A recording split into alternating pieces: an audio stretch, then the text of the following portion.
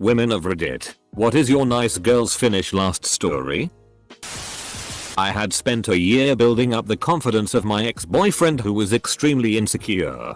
Consistently reinforcing him that he is attractive, smart, worthy of any woman's time. You know, stuff a girlfriend should do for their partners. He left me for the girl he thought he never had a chance with because, in his words, "You made me feel like I could do anything I want." I did not realize that involved doing other girls too. I had been telling my best friend for months about the huge crush I had on a guy in one of my classes. One day I asked if she would be there when we first hung out so I would be a little more comfortable. She had a class with him too, but neither of us talked to him much. She brought up the topic of sex and was telling him how she'd slept with 5-1-2 guys and was asking him about his experience. I admitted I'd never kissed anyone. After, he asked if she wanted to go to the soccer game with him while I had to go home. Within the week they were f***ing and she paraded him around me. I was voted into president of student council in my college. I worked with younger girls who just wanted the title on their resumes and perks. I kept strict with them that the students' money should be for prizes and awesome parties for the students, not expensive trips and rewards for council members. Tuition is expensive enough, we should give back as much of that as possible to the students' experience.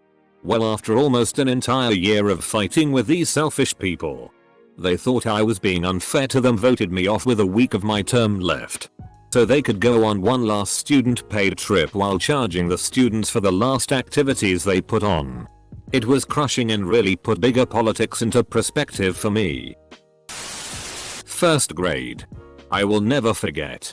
Our teacher, who up until this point I viewed as a champion of goodness and justice, had to leave the room and told us to sit silently Indian style, yes I'm that old, in front of her chair to wait for her return. I was the only one who did it the entire time she was gone. Meanwhile, about 8 little asshole boys ran around screeching like hooligans until someone shouted "Teacher's coming." And those misbehaving brats lined up in front of me like little angels right before she entered the room. They all got lollipops for being in the front row. I had left some space because I had remembered how teacher had always laughingly said, "Leave a little room for my feet." Everyone else, myself included, got punished. My face burned with rage and I cried, but I did not tattle because I knew teacher didn't like tattletales. The injustice burns me to this day. And that was the day I learned life isn't fair. I was 6. My good friend had horrible breast cancer. During her recovery, her good friend who was a nurse hung out with and helped with her recovery. It turns out the good friend was having an affair with her husband. I had a crush on a guy, who was also a very close friend, whom I would eventually end up dating. I wanted to ask him to prom, but I had heard through the grapevine that a mutual friend wanted to ask him to prom as well. So I called her and asked her if she was intending to ask this guy to prom. She said no. And I said cool, because I'm going to ask him to prom. I asked him to prom that week. He told me he had already been asked by the girl I had spoken to. It turned into a whole thing. It was dumb as shit, and looking back I can laugh now, but at the time it was bullshit. I went out to a club with the guy I was dating and my friends, who he didn't really know. When it was time to leave, we all walked home together. I was staying over at the guy's house that night. I was pretty drunk and not feeling great, so I decided to go hit it and go to bed. I was worried about leaving my friend, so I asked the guy I was seeing if he could make sure she got home okay as it was late. She only lived 5 minutes up the road. I waited in his bed for over an hour for him to come back. When he eventually did, he went straight to sleep. I found out a week later that he slept with her whilst I was waiting. This isn't so much about you being nice, as much as he is a piece of shit. I used to, and still occasionally do, bartend at a dive bar of ill repute. The other bartenders treat the bar like their own personal cooler, take advantage of the drugs being tossed their way by customers, frequently get too wasted to effectively work. disappear into the stock room to FCK customers while the bar is still open, and of course overcharge customers to pocket the extra cash. I don't do any of these things. Don't do any of the drugs offered to me, for the most part. Stay sober so as to be able to count money, and always let shit-faced customers know when they've accidentally given me a $10 bill as a tip when I'm sure they meant to hand me a $1. I have a boyfriend, and let the more amorous customers know that I'm faithful and there's no chance. I try to be a good employee. I still get regularly blamed for stealing or drinking the liquor, I guess because everyone else always does and the owners are paranoid. Went on a date with a guy I met through my friends. They're married. It went great. Texting every day, etc. A couple of weeks later, our friends invited us to hang out. After a few drinks, we started playing Never Have I Ever. It ended up coming out during the game that I've never had sex. Long story. He stopped texting me after that. I found out a few weeks later that he started sleeping with one of our friends that was over that night. They started dating soon after that, and coming over to hang out. Then my friends mentioned all of us going bar hopping.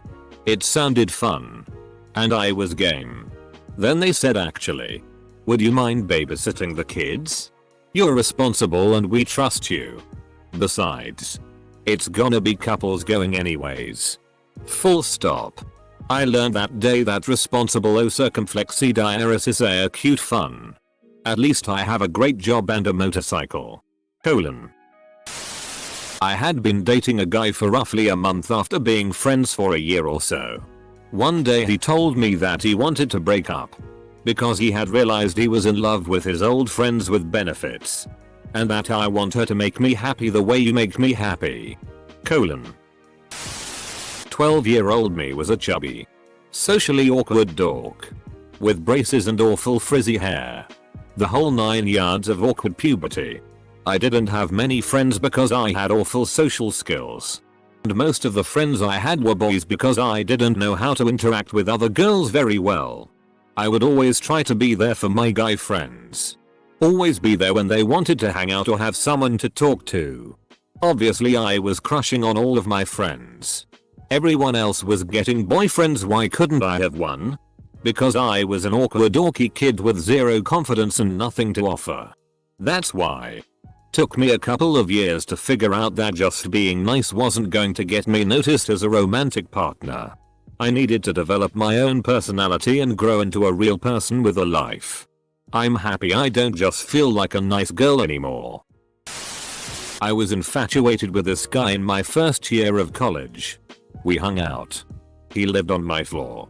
And I really wanted to go out with him. But I was too nervous. So one day, I bake a tray of brownies. I make them from scratch, spending hours to impress him with my man-catching baking skills. I bring the brownies to his room, wearing what amounted to a homemaker dress, and knock on the door. Just a minute. He shouts. There's some clambering and rustling. But I make nothing of it, thinking he must be playing video games in his underwear or something. Turns out, he was rushing to put clothes on because he had a sex worker in his room. And he thought I was en route coming to investigate the 30-something-year-old woman he had brought into our dorm. Long story short, I ate the brownies by myself that night and he never spoke to me again. Perhaps out of embarrassment at being caught paying for sex. I got diagnosed with juvenile arthritis senior year of high school. I decided to go off 180 miles away from home for college instead of going to the school I hated that was 30 minutes away. My first semester went great. I had fun, made friends, and got all A's. My second semester started, and the first day of classes I came down with strep throat. It triggered a huge flare of my arthritis. I could barely move. I asked my parents to let me drop my classes and come home. But they said no. They told me to stick it out and finish my classes and then recover over the summer. I stopped going to class because walking hurt too bad. I stopped eating because the cafeteria was too far away. Failed all my classes. Lost 30 pounds. But I stayed at school because that was what my parents wanted. and I didn't want to disappoint them. I ended up in the hospital. I dropped out of school completely and I'm still trying to get back.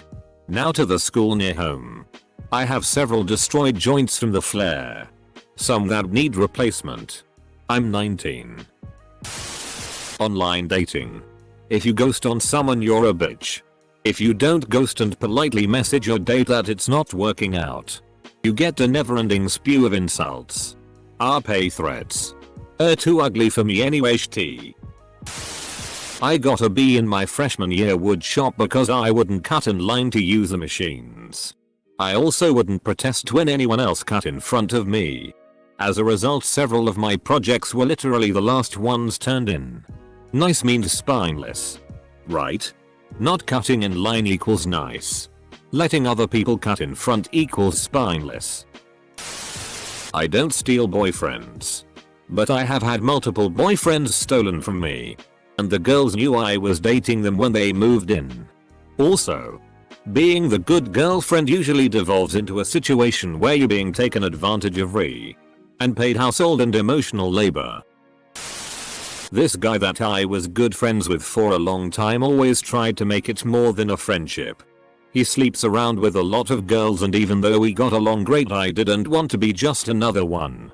This past October we started hanging out every day and things were heating up for sure, but I was still hesitant and he told me that I was his dream girl and that he wanted to date me someday.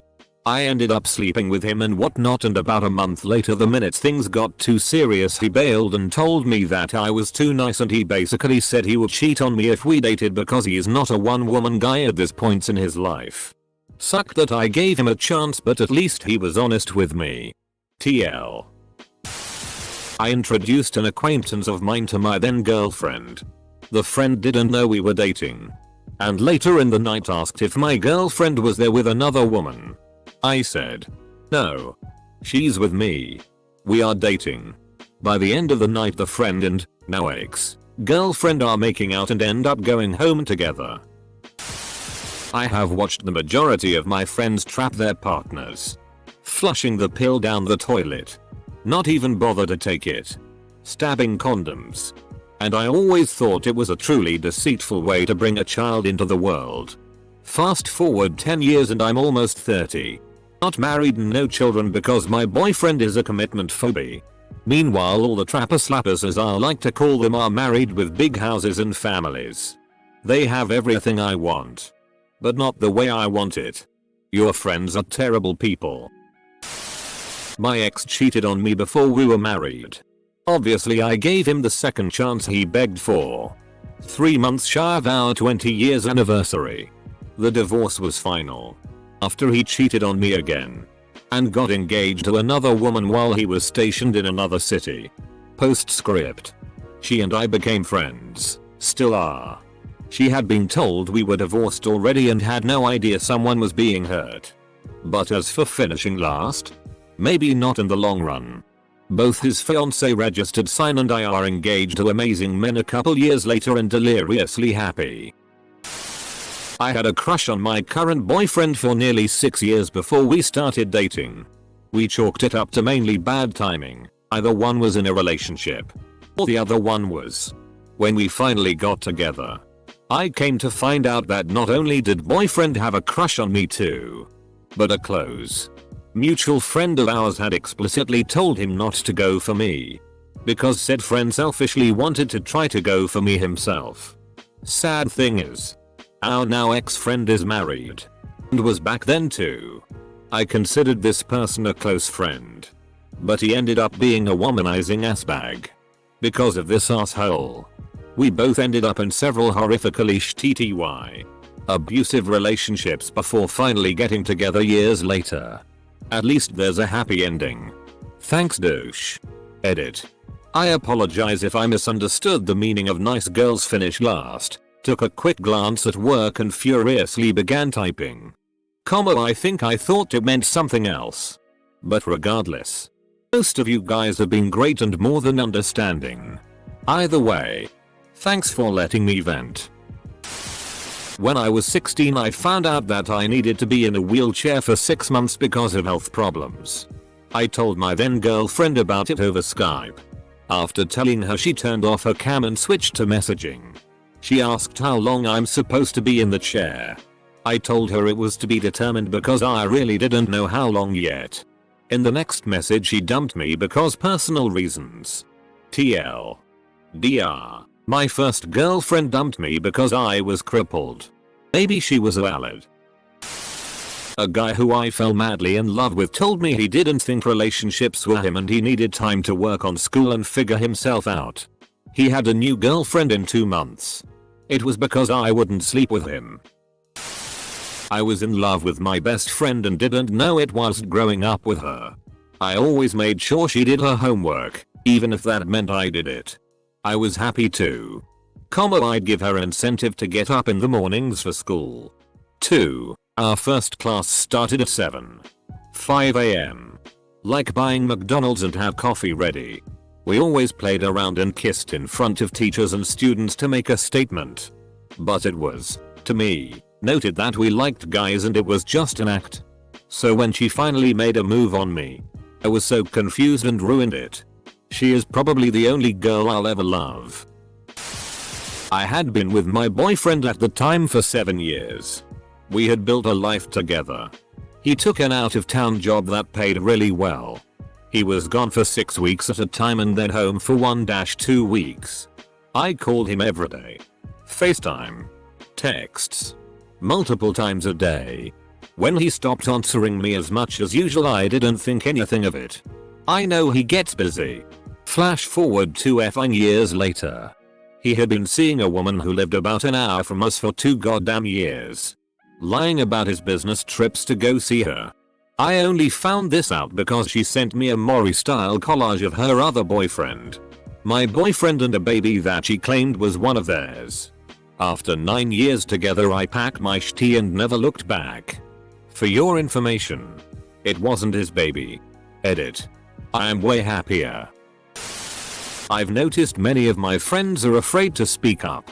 Whether it's getting the wrong order or a bad table at a restaurant, receiving poor customer service, being treated unfairly by others, etc. Women are generally taught to not make a fuss and keep our mouths shut. Like, my friend would rather eat something she doesn't like than tell the waiter, "Hey, this isn't what I ordered," for fear of seeming like a bitch or drawing attention to a problem. I wasn't raised that way. So it kind of drives me crazy to watch my friends act this way. But I recognize it's a symptom of a deeper problem within the patriarchy. Edit. Thanks to the men of Reddit for the downvotes. Nasty comments and proving my point. Nothing I love more than men coming into a post aimed towards women and telling women how they're wrong. Dude here. Also have trouble with this sort of stuff. Someone needs to actually make me angry before I'll say something. Or else I feel like the bad guy. I'm usually not a nice girl, and for good reason. Self-defense. I work in a male-dominated field with a lot of social inept and misogynistic men, mostly grad students and postdocs. I'm no nonsense and admittedly have adopted a very stern face and demeanor. It keeps me safe from harassment. Well, some guy complained and I got spoken to by HR for being intimidating. I was told I have to be nicer. The only thing missing from the conversation was being told to smile more because I'm prettier when do. Okay. So I tone it down a bit and try to play nice. Just last week, some postdoc, who outweighs me by 75 pounds, didn't like an instrument specification set by the manufacturer. So he cornered me in my office, blocked the door, stood over me, and berated me for 30 minutes. All I could think was, I have to be nice. I have to be nice. I have to be nice. I'm still shaking. Jesus Christ. That's awful. Did you go right back to that same clueless HR department and report what happened? Or do you feel like there would be repercussions? I'm a little too much of a romantic. I went to a very small high school, like laughably small, so I never had a relationship or anything during that time. All of my friends in college have experimented or been in relationships, but I never have. I'm very shy and have a hard time putting myself out there. But I also want my first experience to be with someone that I like. And not just a hookup. Colon. I met this dude at my friend's brother's concert. I was like 13, he was maybe 15. We had talked a little about bands. We both really loved Black Sabbath and Metallica. Eventually stopped talking, then bam, I'm 15 at my first punk house show and he's there. His friend's band is playing. We caught up and talked. I had an extra municipal waste ticket, so I asked him if he wanted to go with me. Night of that show he convinced me to not get a train ticket. Says he does it all the time. We got caught and I had a $75 fine. That pissed me off and kind of soured me for the night. I let him make it up to me by taking me to see Zombieland a month later. I kissed him after the movie in the car. Real f***ing sweet like. Told him to call me. Couple weeks go by, I'm at the punk house for a show and as I show up he's going upstairs with some chick just like the movies where she's got his hand and is leading him up the stairs. Whatever. College happened and I became a f***ing WH-re.